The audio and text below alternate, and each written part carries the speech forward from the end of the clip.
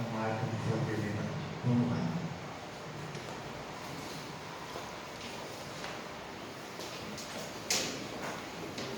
Boa noite. É muito bom, muito agradável podermos falar sobre a Rota da Felicidade na casa que nos acolhe, né? Pedimos então aos mentores espirituais desta casa que nos inspirem nesta noite, para que possamos fazer juntos essa reflexão, essa caminhada, um tanto quanto especial, pelo menos para mim, que quando vi essa explanação a primeira vez, falando sobre a Rota da Felicidade, isso me trouxe esclarecimentos muito interessantes. Algumas casas espíritas têm por hábito de fazer essa caminhada. O que é isso, né?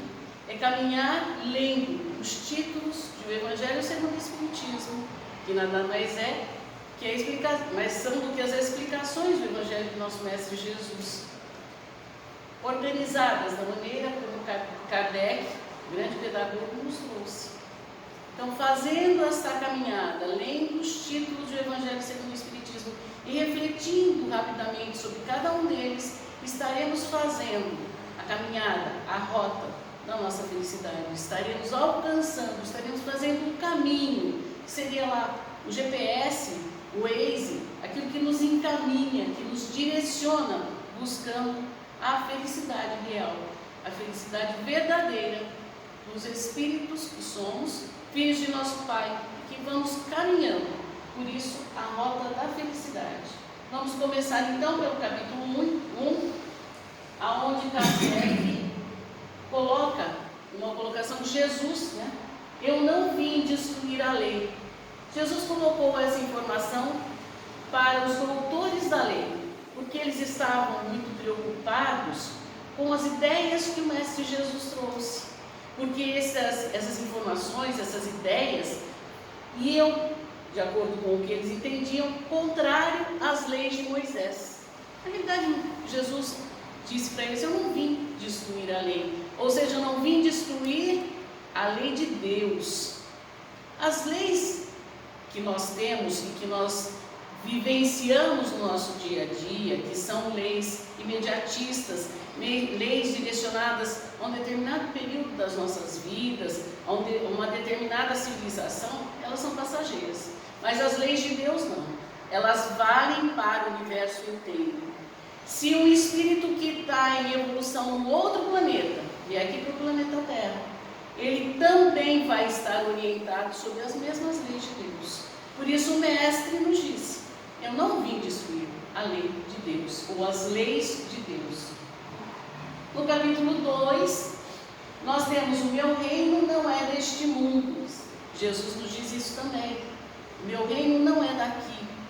O Mestre Jesus, já sendo espírito crístico, quando o nosso planeta foi criado, não tinha mais esse interesse de poder momentâneo. Por isso disse, não adianta vocês buscarem a realeza da terra. O que vale é a realeza verdadeira do espírito que cresce acima de si mesmo e não acima do outro. Por isso, é muito importante nós nos lembrarmos que, como espíritos em evolução, nós temos que ter em vista, principalmente, a vida futura. Nós temos que buscar, principalmente, a nossa evolução enquanto espíritos imortais. E foi por isso que o Mestre veio ao planeta nos mostrar o caminho. Olha, eu já passei por tudo isso que vocês estão passando. Vamos continuar nossa evolução, vamos continuar nossa caminhada rumo à perfeição, rumo à nossa evolução, mas não de acordo com os preceitos imediatistas desse planeta de provas e expiações. No capítulo 3, nos vem Kardec ordenou dessa maneira para que a gente possa ir fazendo a nossa caminhada. Olha só, nós vamos andando como se estivéssemos numa rota que tem lá as suas curvas, que tem lá as suas ladeiras, que tem as suas aquelas subidas muito íngremes. Nós vamos aprendendo e vamos caminhando, e vamos seguindo a nossa busca da felicidade, a nossa rota de felicidade. E no capítulo 13, então, Kardec coloca mais uma citação de Jesus. Kardec está transcrevendo, está ordenando informações do Evangelho de nosso Mestre Jesus. Então vem lá, creia em Deus, creia também em mim. Há muitas moradas na casa de meu Pai. E nos diz Jesus, se assim não fosse, eu não lhes teria dito. Mas que são essas moradas? Essas moradas são as diversas situações pelas quais nós passamos. Um dia a gente está bem, outro dia nem tanto. Eventualmente nos deparamos com situações que a gente diz assim, nossa, mas aquela pessoa é extremamente equivocada, é um espírito muito perverso. Mas o Pai não abandona nenhum de nós, nem quando estamos equivocados. Porque o Pai, Deus, nosso Pai, quer que a gente caminhe, quer que nós busquemos a nossa evolução. Por isso Deus está conosco sempre. Deus está sempre nos incentivando para que possamos melhorar. Mas, conforme a nossa evolução vai ocorrendo, nós vamos buscando o Pai com maior frequência. Mas também, como diz no Evangelho segundo o Espiritismo, o Pai está em todos os lugares do universo, desde os planetas, desde os mundos primitivos, aonde renascem espíritos praticamente saídos da criação, passando pelos de prova e expiação, como é o nosso planeta Terra, e que estamos beirando a regeneração, assim como com os mundos felizes e na esfera crística. Em todos os lugares, absolutamente no universo, o Pai está. Então, é morada de nosso Pai Celestial, todos os lugares. Por isso, o Mestre nos diz para observarmos que não estamos abandonados em nenhuma situação. Estamos sempre orientados e direcionados pelo Pai, para que busquemos a nossa felicidade. Mas no capítulo 4, nós temos que ninguém pode ver o reino de Deus se não nascer de novo, deixando claro a necessidade de retomarmos a vida física inúmeras vezes. Nós, enquanto espíritos imortais, precisamos renascer em novas vestes físicas para podermos ir aprendendo, ir desenvolvendo habilidades novas, ir corrigindo os equívocos que no meio do caminho fomos nos contraindo, desajustando. A gente tem que ir voltando. E por isso é que o Mestre Jesus nos fala que temos que nascer de novo. Não dá para aprender tudo numa encarnação só. A reencarnação, dita de forma clara por nosso Mestre Jesus. Mas bem-aventurados, se nós temos que renascer e temos que aprender, vamos ter muitas aflições. Na caminhada nossa evolutiva, nós vamos passar por aflições diversas. Por isso, bem-aventurados os aflitos, porque diante das aflições, nós buscamos a nossa renovação. Quando a vida está muito calma, está muito tranquila, a gente se distancia muitas vezes da nossa busca evolutiva e nos acomodamos à condição da vida material. Ah, mas está tranquilo, né? Então a gente se esquece de buscar a energia renovadora do Pai. Mas diante das aflições, nós voltamos para Deus buscando qual é a caminhada mesmo, qual é a rota que eu tinha que seguir. De repente nós paramos ali num caminho qualquer e esquecemos que nós temos que continuar. Que a busca verdadeira da felicidade requer que aprendamos tudo o que nos é oferecido. Por isso, nós nos deparamos muitas vezes com aflições e dizemos assim, mas cadê a justiça divina? A doutrina espírita nos diz e nos esclarece que muitas aflições são resultado de equívocos de encarnações anteriores. Outras ainda são dessa mesma. Quantas vezes, de forma equivocada, nós nos estacionamos ou criamos inimizades, desavenças, problemas para nós e para os outros, e de repente nos deparamos com uma aflição que não estava programada para essa encarnação, mas ela vai surgir porque nós insistimos em determinado equívoco.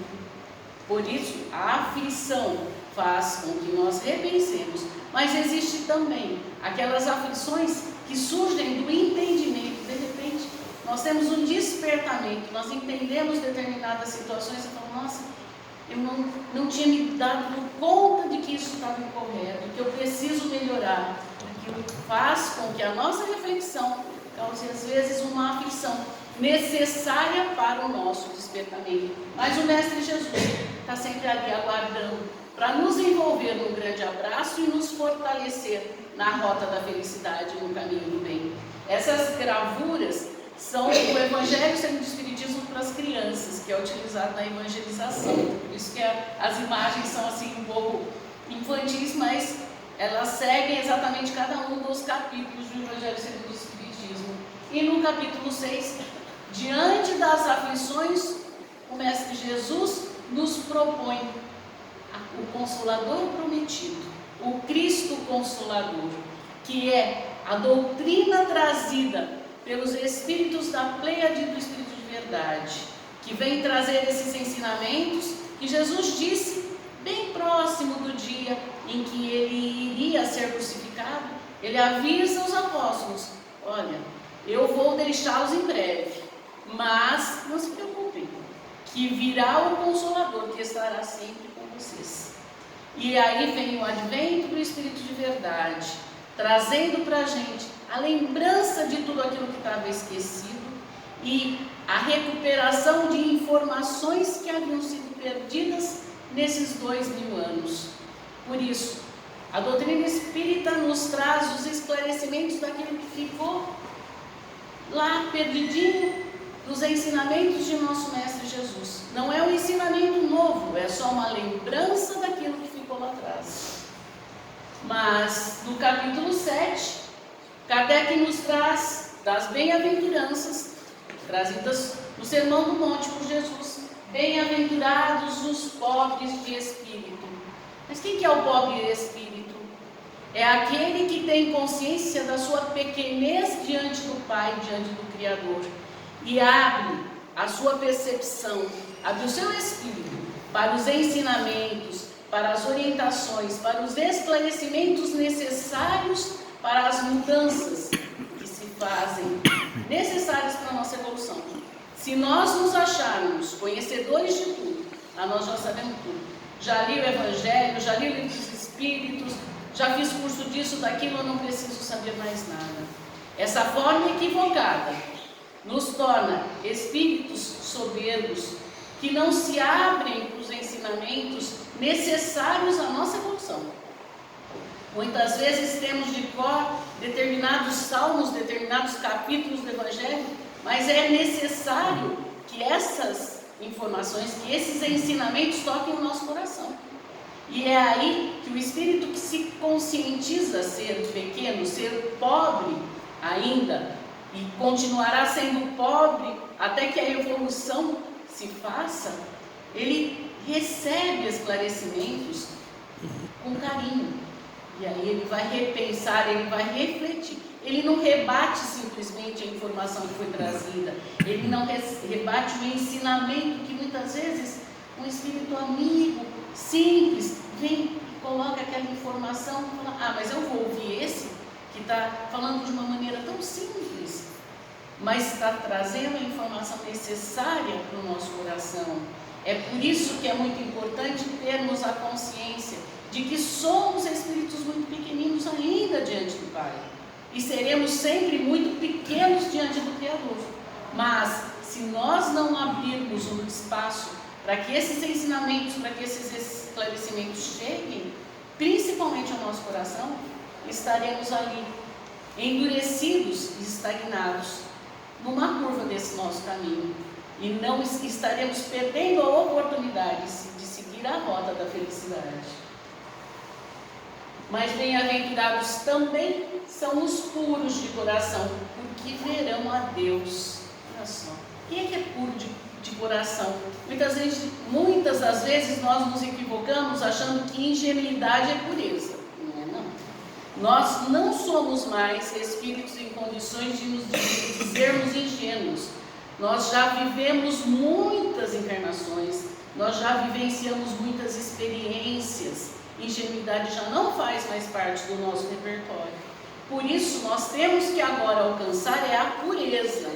Mas o puro não é aquele que não vê maldade em nada.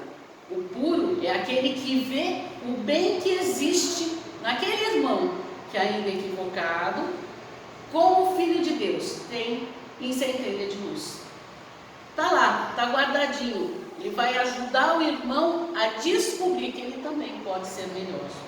Mas ele vai, onde existe o mal, ele vai ver.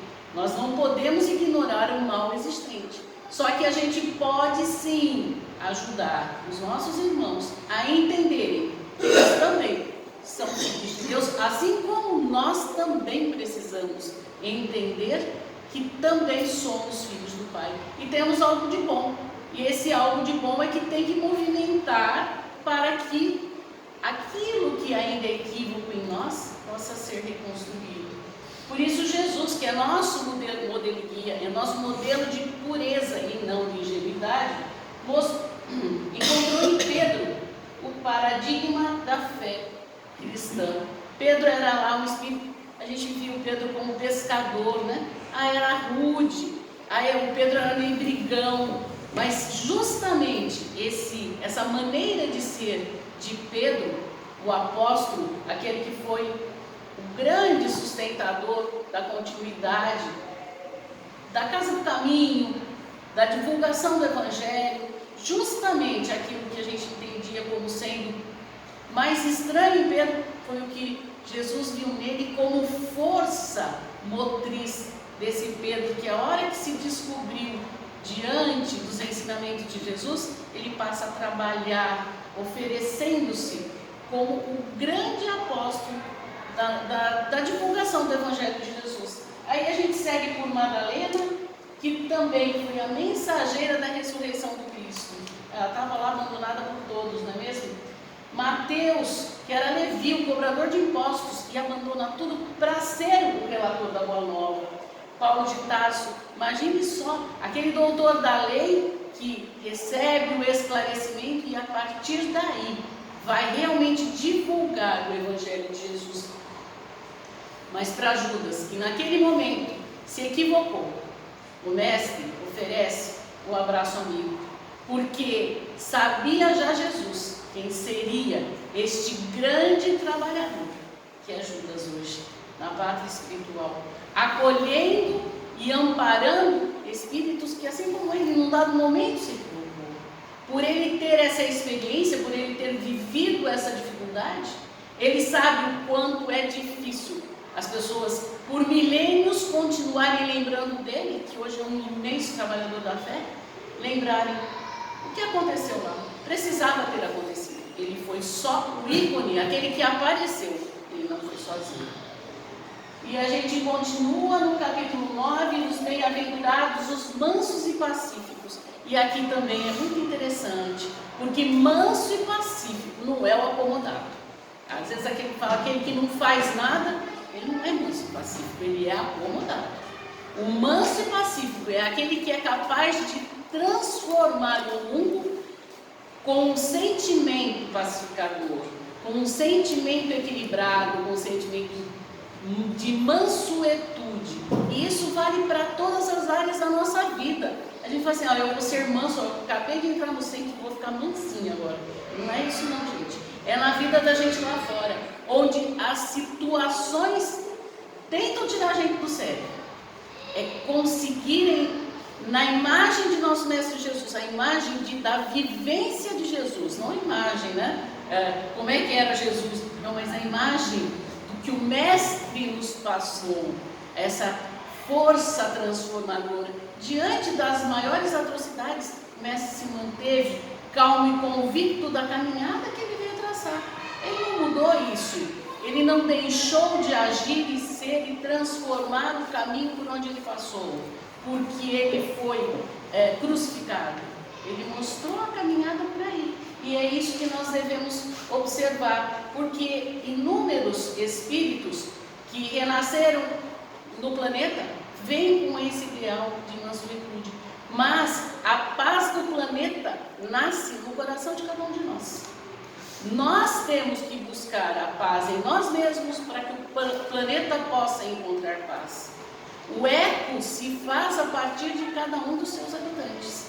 Por isso, nós precisamos cultivar a paz. E isso não é simples, porque nós nos habituamos a ser espíritos bélicos, espíritos guerreiros. Nós temos que mudar isso. E é buscando em Jesus, nosso modelo e guia, a força transformadora que conseguiremos, cada um de nós, caminhando um pouquinho por dia.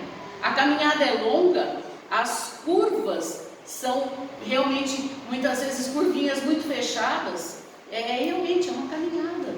É uma caminhada na qual nós temos que ir aprendendo um pouquinho em cada curva, em cada subida, em cada ladeira, em cada situação em que de repente a gente tenta se estagnar e parar e esperar. Muitas vezes a gente vai esperar, né? Não, agora eu já estou assim, pacífica, né? Até surgir uma nova dificuldade, até surgir um novo problema. Diante dos problemas, como é que vai ser a nossa atitude? Como é que vai ser a nossa maneira de agir? É em Jesus que nós temos que buscar o espelho, o modelo e guia. E é interessante que nós precisamos lembrar que mesmo a música, mesmo o que a gente assiste, o que a gente escuta, o que a gente lê, tudo isso nos aproxima de Jesus ou nos afasta dele. Existem músicas que são tremendamente barulhentas, são tremendamente equivocadas, contrárias à paz, que a gente tem que procurar evitar esse tipo de música, esse tipo de conversa, esse tipo de situação. Nós temos que, a mudança tem que ser nossa, a cada instante, a cada curva, a cada caminhada. Mas bem-aventurados aqueles que já são misericordiosos, mas a misericórdia é algo que se desenvolve também. Nós costumeiramente pedimos a Deus, tem misericórdia de mim, né? Está muito complicado. E o que o Pai nos pede? Seja também misericordioso para com o seu irmão. E a gente quer primeiro que o Pai tenha misericórdia de nós, mas nós normalmente não temos 10% da misericórdia para com o nosso irmão, que também na caminhada da vida se equivoca. E às vezes, e muitas das vezes, nem tem nada a ver com a gente.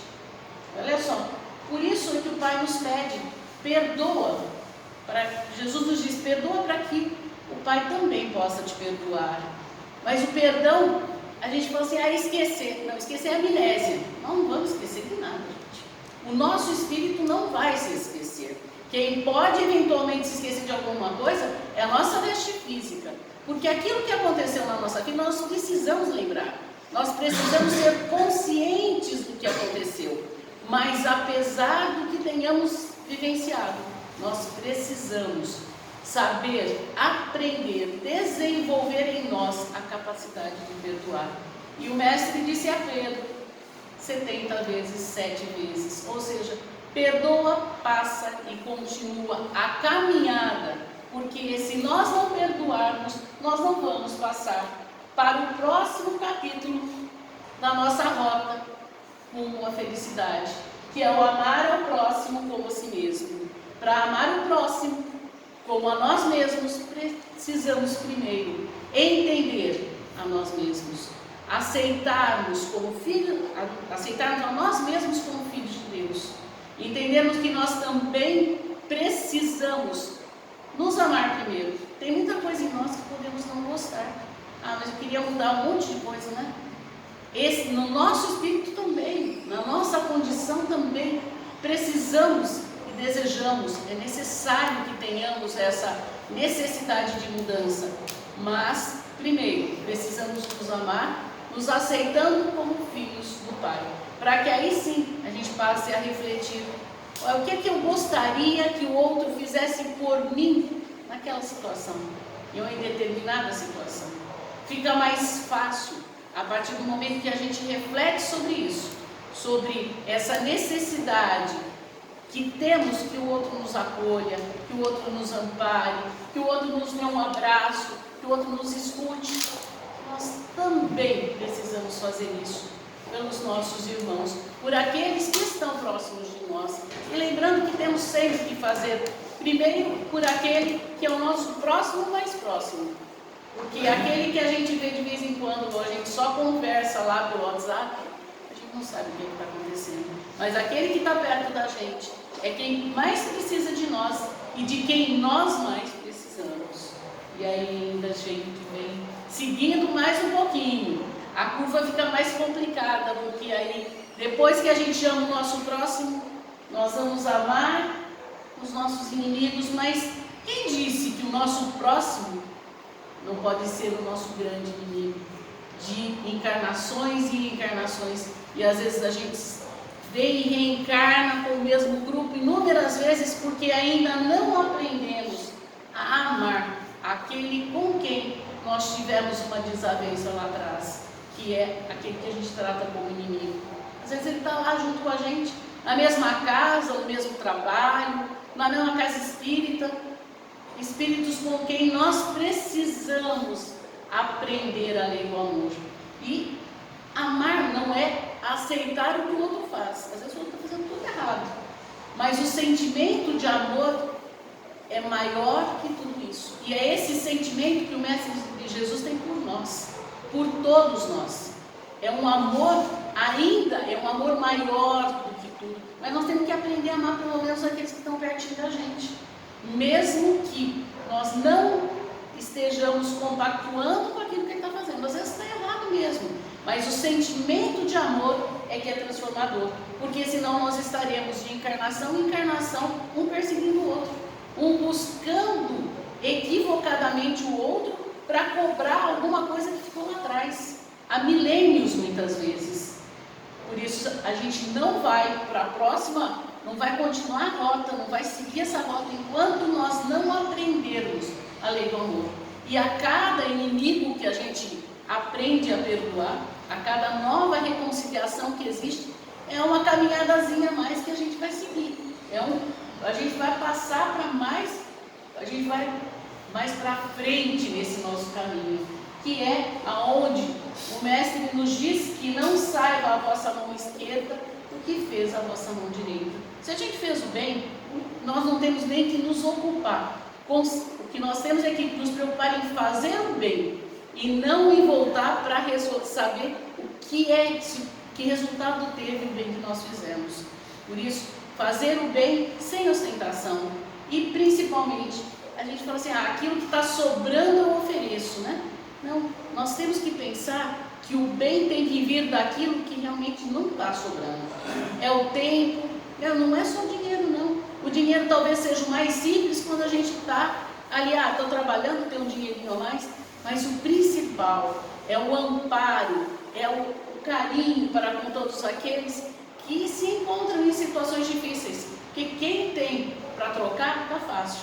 Aí é fácil ter amigos, é fácil ir para a festa, mas aquele que está precisando, às vezes precisando que a gente escute um minutinho, ou que a gente fale algo que ele ainda não sabe, é parar para tomar um café com quem está triste, são coisas simples, mas essenciais para aqueles que passam por dificuldades, e muitas vezes para nós também. Nós não somos melhores que ninguém, mas a gente tem que fazer para que em algum momento, quando nós nos deparamos com dificuldade, alguém tenha 2 minutos para de repente dar uma informação para a gente na rua, porque até isso, muitas das vezes, a pessoa está perdida e não sabe para onde ir. Às vezes, se a gente parar 2 minutinhos para dar uma orientação, para dar uma informação, é a gente fazer, é a gente ajudar alguém, mas é fazer e passar, não fazer e ficar pensando 2, 3, 5, 10 dias, aí encontrou a pessoa de novo, opa, aquela ali eu ajudei. Não, deixa passar.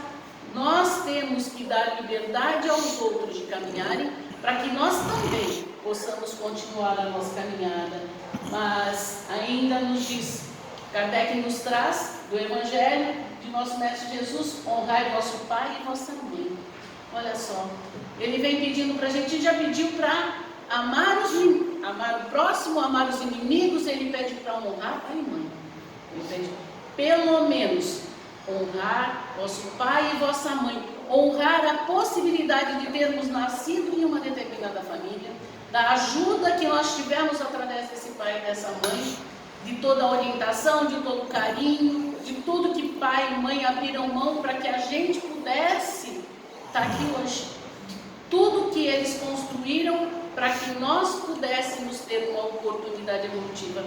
Mas aí alguém vai dizer, mas você não sabe como é que foi lá em casa.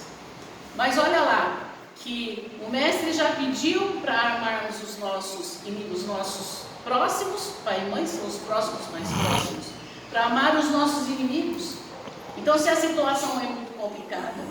Vamos lembrar que nas curvas anteriores já foi pedido para a gente amarmos. O amor está acima de tudo. Por isso, então, agora o mestre nos diz: honra o teu pai e a tua mãe.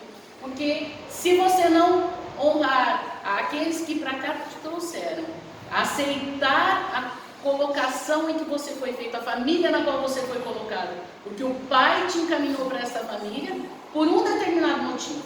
Nós não podemos ignorar isso. Não existe equívoco na contabilidade divina. Ninguém vai ser colocado na família errada. Nós viemos naquela na qual nós poderíamos ter uma possibilidade evolutiva. Então vamos pensar nisso e agradecer e honrar o pai e a mãe. E aqueles que mais tiveram, né? Que tiveram uma família mais equilibrada, com muito amor e com muito carinho. Lembrar que o pai e a mãe são sustentadores dessa caminhada nossa. E, portanto, extremamente importantes. São os pilares que nos fortaleceram para que pudéssemos aprender essa caminhada até aqui. E continuando, nós temos no capítulo 15, fora da caridade não há salvação. Caridade é a nossa, vamos lá, mestre, né? A nossa força propulsora. Se nós não tivermos o coração suficientemente respaldado por amor, nós não sairemos do capítulo 15. Nós vamos parar aqui e nós estamos mais ou menos passando um pouquinho da metade. Olha só, se não tivermos o sentimento de caridade, nós não vamos para a regeneração. Lembrar que o outro também precisa de amor. De novo, olha só, nós estamos pedindo para o amor e nós estamos falando da caridade. A caridade faz com que a gente alimente o outro para que o outro também nos alimente num dado momento. A caridade faz com que nós aprendamos a oferecer de nós o amor, o carinho, a ternura, para que ele também possa caminhar. E muitas das vezes é voltar 2 curvas lá atrás para dar a mão para o irmão que ficou ali e que não soube sair. Ele também estava precisando de ajuda. É a caridade que faz isso. É a caridade que nos alerta para essas necessidades. É esse sentimento que emana de espíritos muito mais evoluídos e que vem e fala: olha, vai lá, ó, aquele amigo está precisando de uma ajuda. Olha, aquele outro, ele está precisando. A gente lembra da caridade material, mas tudo bem. Aquele ali está precisando de uma lata de leite. O outro está precisando de um copo d'água. E às vezes alguém toca a campainha e a gente fala: vou atender para dar um copo d'água, né? A gente sabe que é complicado muitas vezes, mas nesse momento, aquele copo d'água que está sendo oferecido com amor, ele vai fazer com que aquela pessoa possa ir para a casa dela. E às vezes ela não ia ter condição de ir. Então a caridade tem muitas situações diferentes.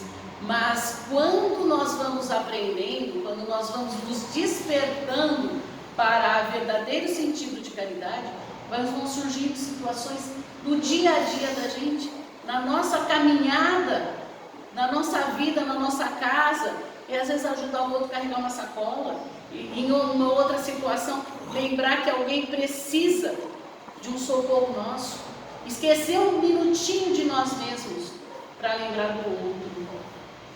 E no capítulo 16, não se pode servir a Deus e a mamãe. Lembrando aqui o equilíbrio entre os bens materiais e a nossa conquista espiritual. É muito comum nós nos dedicarmos de tal forma à conquista material que nos esquecemos da nossa evolução.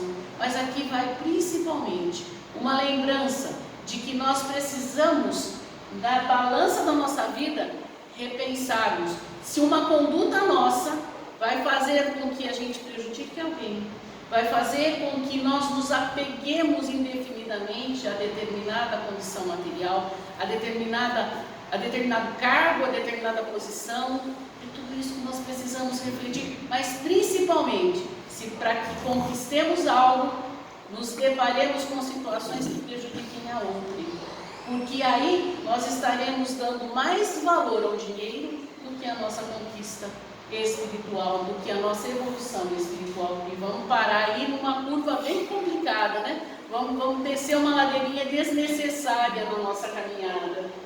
mas sede perfeitos, é que nos diz Jesus. Mas o Mestre, nosso modelo e guia, nos diz que perfeito é apenas o Pai que está nos céus. Mas, como nós temos que seguir a caminhada com Jesus, nós vamos buscar a perfeição através de nosso modelo mais próximo, de nosso Mestre Jesus, buscando o entendimento do que é o homem de bem, do que faz, qual é a conduta do homem de bem. E seguindo mais um pouquinho, muitos os chamados, poucos os escolhidos. Ah, mas quem é que escolhe, né? Nós é que escolhemos. Mas quem são chamados? Todos nós somos chamados. O Pai nos quer a todos.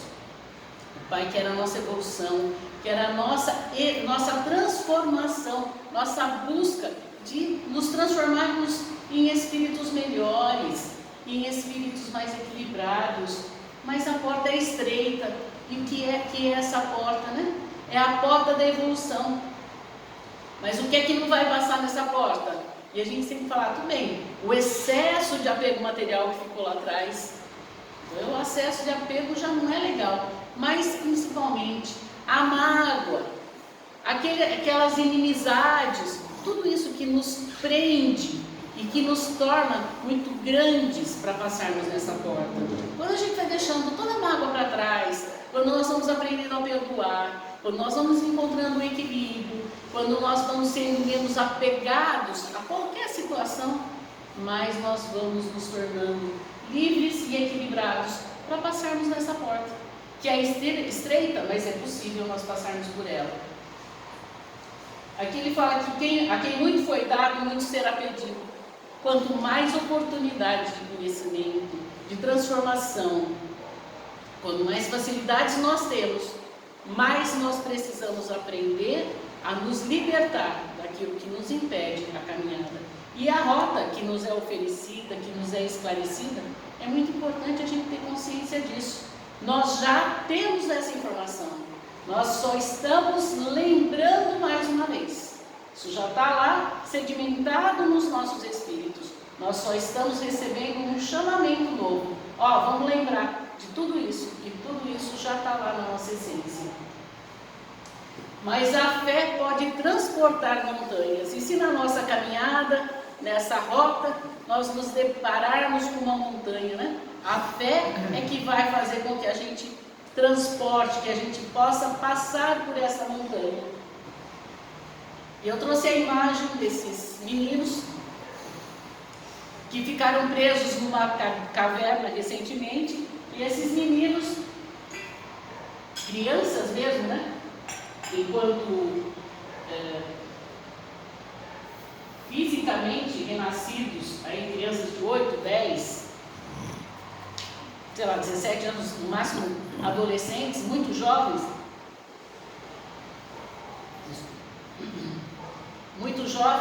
eles ficaram presos na caverna junto com o professor, o treinador deles, também jovem, porém um espírito muito maduro, capaz de orientar esses meninos que também são espíritos reencarnados, capazes de serem despertos por aquele treinador deles, uma pessoa em quem eles confiam e confiaram nesses dias. Eu fiquei me imaginando nessa situação. Eu falei, a gente é tão inquieta, né? Ficar ali aguardando, eles não tinham o que fazer, aguardando o socorro. Só a fé sustentou a eles. O socorro chegou, mas podia não ter chegado.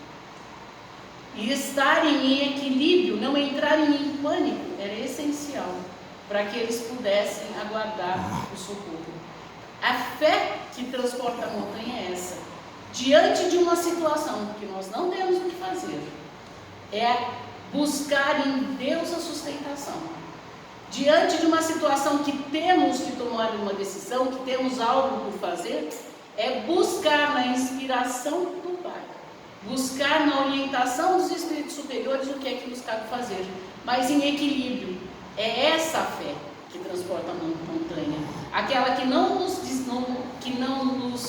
traz desespero, que nos traz aquela coisa alucinada, não, ela nos traz paz, ela nos traz harmonia.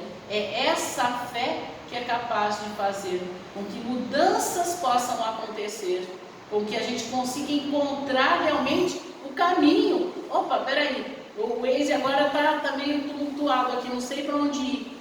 É parar, é pensar, é buscar a meditação, é buscar a prece, é buscar a elevação de sentimentos para encontrar a orientação segura. Mas aí nós vamos chegando nos trabalhadores da última hora, olha só. Nós estamos chegando, o caminho, né? Já está, a gente já pode vislumbrar algo novo, a gente pode vislumbrar a luz da regeneração, porque nós já percorremos uma grande parte do caminho, pelo menos lembra. Vamos imaginar, cada um de nós vai refletindo em que curva nós estamos parados, mas pelo menos na nossa reflexão, rumo à felicidade, rumo pelo menos à felicidade relativa, que é o que a regeneração nos propõe, nós já estamos lá, ó, no finalzinho disso. Por isso, não dá tempo de ignorar que o Mestre Jesus veio nos trazer esses ensinamentos, que esses ensinamentos estão ecoando em torno de nós já há 2000 anos e que existe um novo chamamento. Então nós costumamos dizer que nós espíritas estamos sendo convocados agora, é a nossa hora de trabalhar, mas todos que estão no planeta estão sendo convocados cada um de sua maneira. Todas as formas de orientação, todas as buscas que estão sendo feitas pelos espíritos superiores, que em diversas formas, não é só a doutrina espírita que vai trazer a salvação, não, porque se for pensar dessa maneira, tá? Nós estamos absolutamente equivocados. Para nós o chamamento está sendo feito através da doutrina espírita, mas cada um está sendo chamado de uma determinada maneira. O Pai está nos convocando, a regeneração está chegando, a caminhada tem que continuar. Por isso, este momento é um momento de trabalho no bem. Nós não temos muito tempo pela frente até que a regeneração chegue. Por isso, precisamos ver o que cabe a cada um de nós. Cada um de nós tem uma maneira de se dedicar ao trabalho do bem, mas temos que fazer o bem ao limite das nossas forças. Mas esse bem tem que começar por nós mesmos. Nós precisamos fazer o bem para nós mesmos. Nós precisamos evoluir. Se nós não evoluirmos, nós não vamos conseguir fazer o bem para ninguém. Mas nessa caminhada surgirão muitos falsos cristos e muitos falsos profetas. Eles estarão sim infiltrados nas casas de fé, mas eles estarão também em todos os outros lugares, buscando que a gente se distancie do caminho que nós estamos percorrendo, do caminho dessa rota da felicidade. Se nós nos deixarmos levar por aquelas conquistas imediatistas, por aquilo que distrai, né? Distrai o nosso pensamento, distrai o nosso coração, a gente vai lá, não, vamos pegar ir para aquela festa bem ruidosa, porque aí a cabeça não vai dar para pensar em nada, né? Fica lá 2, 3, 5 horas, 3 dias e esquece da vida. Aquele trabalho imenso que ocupa todo o nosso tempo, também vai deixando a gente se ocupar daquilo que não deve, aquelas conversas que não levam a nada. Olha só, tem muita coisa que faz com que nós nos distanciemos e muitas vezes não é ninguém que está falando lá na frente, olha, segue para aqui. Não, é a vida nos convidando à ociosidade, aos equívocos nos quais nós estávamos habituados, porque buscar a caminhada da felicidade do espírito imortal, para nós é algo novo. Então nós não estamos habituados a isso. E a gente volta para aquilo que era fácil, que era tranquilo, que nos trazia acomodação. Por isso vamos nos lembrar que aquilo que às vezes nos traz o riso excessivo, a conversa fácil, sem nenhum objetivo, o trabalho que não acaba nunca, quando a gente se vê muito tumultuado com alguma coisa, vamos falar, peraí, deixa eu pensar, se isso aqui não é um falso profeta me ocupando indevidamente daquilo que eu não deveria mais me ocupar, porque nós temos que lembrar que vamos ser conhecidos pelos frutos que nós oferecemos. Se for for o fruto do amor, o fruto da paz, o fruto da harmonia, ou simplesmente estivermos desperdiçando o nosso tempo e o tempo dos outros.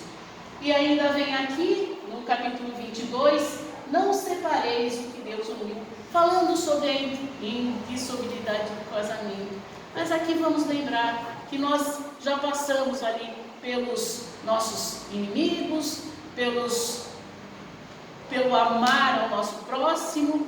São esses ensinamentos. E quando duas pessoas se unem, se elas se unirem com o objetivo maior de crescimento, ela não tem motivo para se separar, porque um vai ajudando o outro, um vai amparando o outro na caminhada.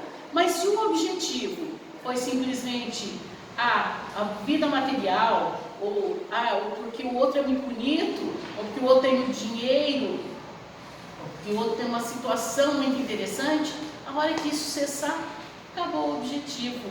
Então não vai ser a situação equivocada, não foi Deus que uniu. Quem uniu foi o interesse material. Por isso é que aquele casamento muitas vezes se desfaz. Mas se aqueles dois espíritos precisarem se reencontrar em um determinado momento, isso vai ocorrer de novo. Muitas vezes não mais como marido e mulher, mas como pai e filho, como irmãos. Em uma outra situação vão se reencontrar para reconstruir aquilo que ficou. Mas se o que uniu aqueles dois espíritos, mesmo que seja num casamento material, não tinha objetivo nenhum, a hora que acabar, cada um vai para o seu lado. O que não é solúvel é aquilo que realmente Deus comunica. A união